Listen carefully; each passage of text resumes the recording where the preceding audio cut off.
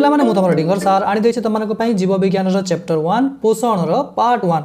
तो पिलाମାନେ चलो एई पाठ को भी आमे एनिमेशन स्टाइल रे देखिबा। तो देखो पिलाମାନେ आम शरीर भितरे नॉन स्टॉप किछि ना किछि काम चली थाए, जेमिति कि कोष तयारी हेबा, केउठी खंडिया हेले तार मरामती हेबा इत्यादि इत्यादि। आ पिलाମାନେ ए सब काम पई हमकु शक्ति दरकार होई थाए। आ एई शक्ति केउठी आसे पिलाମାନେ? यस, खाद्य रही आसे। आ एही खाद्य ही आम शरीर सब चाहिदा पूर्ण करे। आ खाद्य माध्यम रे शक्ति और उपादान संग्रह प्रक्रिया को ही पोषण कहा जाए। पूरा क्लियर? एबे आमे आगु को बढ़िबा। पिला माने टिके भाबिलो आमे जो भात बा रुटी खाउछु माने जो खाद्य खाउछु सेटा कोन सीधा सीधा आम रक्त भितर मिसि जाउछे? ना, बिल्कुल न। देखो खाद्य सब बेले कॉम्प्लेक्स बा जटिल अवस्था रे थाए। सेटा सीधा सीधा रक्त रे मिसि परिबो नाही कि अंग प्रत्यंग को जाई परिबो नाही। आम शरीर प्रथमे ताकू भांगिबो, जेते बेले सिंपल बा सरल कर देबो सेते बेले ताहा सब अंग प्रत्यंग को जाई परिबो। तापर सेही सरल खाद्यर जारण घटिबो आउ सेहितरु आमकु शक्ति मिलिबो। तो पिला माने मोटामोटी कहबाकू गले आम शरीर रे दुई प्रकार काम हुए। गोटिए रे जटिल खाद्य सरल हुए और शक्ति दिए, जहाकू अपचय कहा जाए, जहाँ एक ध्वंसात्मक प्रक्रिया अटे। आउ गोटिए रे सरल खाद्य मिसी जटिल उपादान तैयारी करती, जहाकू चय कहा जाए, जहाँ एक गठनमूलक प्रक्रिया अटे। गोटिए चय और आउ गोटिए अपचय। आउ पिला माने एई दुईटा जाक प्रक्रिया मिसिले हुए मेटाबॉलिज्म बा चयापचय। बुझिला? एटा चलीथिले ही आमे बंचिकी रही परिबा। बुझिला ना पिला माने? ओके, एबे आमे आगो को बढ़िबा। नेक्स्ट पिला माने देखो आमे जहाँ भी खाऊचे सेगुड़िकर काम आउ गठन अलग अलग। से आमे खाद्य को 6 प्रकार रे भाग करिछु, जहाँ हेउची श्वेतसार, पुष्टिसार, स्नेहसार, धातुसार, विटामिन और जल। तो चलो पिला माने एटा को गोटे गोटे कर बुझि नबा। ओके, फास्ट हेउची श्वेतसार। देखो पिला माने श्वेतसार रे आमे मंडद, ग्लूकोज, सुक्रोज इत्यादि खाइ थाउ। पिला माने देखो भात, रुटी, आलू एथिरे थाए मंडद बा स्टार्च, आउ चीनी, गुड़ और फल रस रे थाए ग्लूकोज आउ सुक्रोज। एमानकर मुख्य काम है आमको एनर्जी देवा।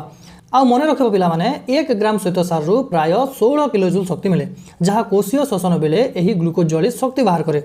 ओके, बुझिला?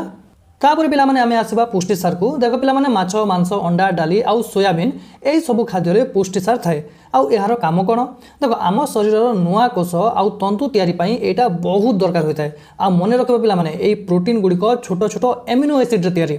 एमिनो अम्लर चेन हेले ताकू पुष्टिसार कहा जाए। तेणु हजम होला परे एहा पुणी सेही एमिनो एसिड रे परिणत हो जाए। माने पुष्टिसार हजम होला परे सेही एमिनो एसिड रे परिणत हो जाए। बुझिला?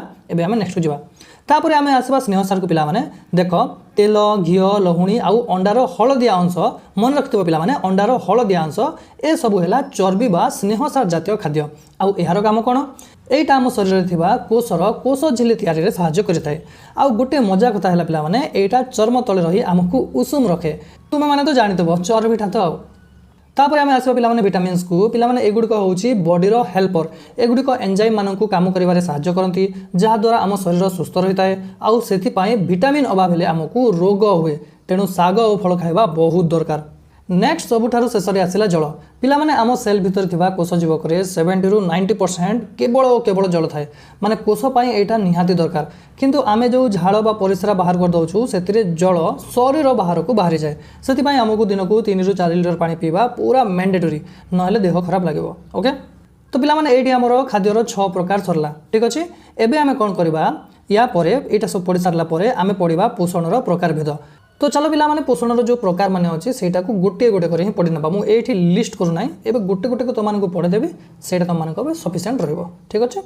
तो पिला माने फास्ट हमें पढिबा स्वभोजी पोषण को। तो पिला माने देखो जो माने निज खाद्य निजे तयारी करंती से माने होचंती स्वभोजी। जेमिति कि सबुज उद्भिद से माने सूर्यर आलोक व्यवहार करी आलोक शोषण करंती और निज खाद्य निजे तयारी करंती। किंतु आउ किछि बैक्टेरिया अछंती जो माने सूर्य आलोक व्यवहार करंती नाही, बरं सूर्य आलोक जगह रे रासायनिक शक्ति व्यवहार करंती आउ सेतिरु शक्ति पांती।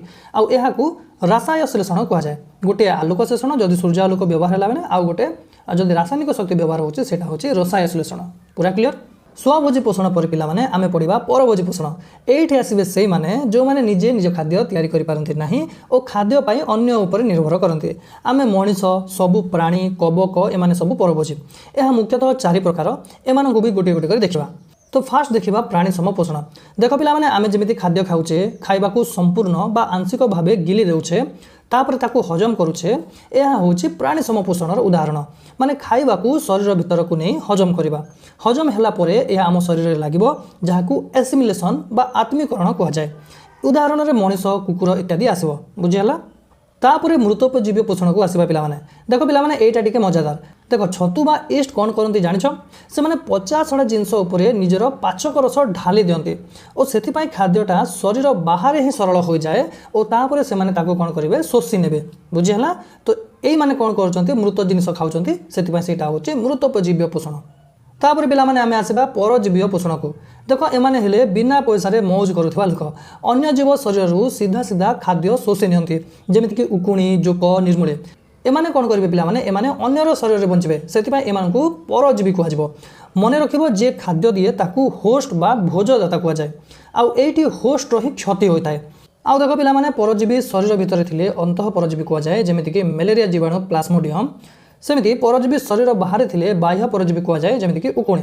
तापर सहजीवी पोषण को आसवा पिलामाने एटा है बेस्ट फ्रेंड स्टाइल दुईटी जीव एकाठी रे आउ केही कहार क्षति करेंगे ना गोटे अन्य जनकर खाଇବା टिके नहीं जीव और बदल में किसी दरकार जिनिस फेरस्त कर जमीक आम पेट भितर बा अंतर नली ई कोलाई बैक्टेरिया से आमको विटामिन B12 दिए आमे ताकू रहिबाकू जगह आउ खाद्य दे था हिट ना ठीक अच्छे।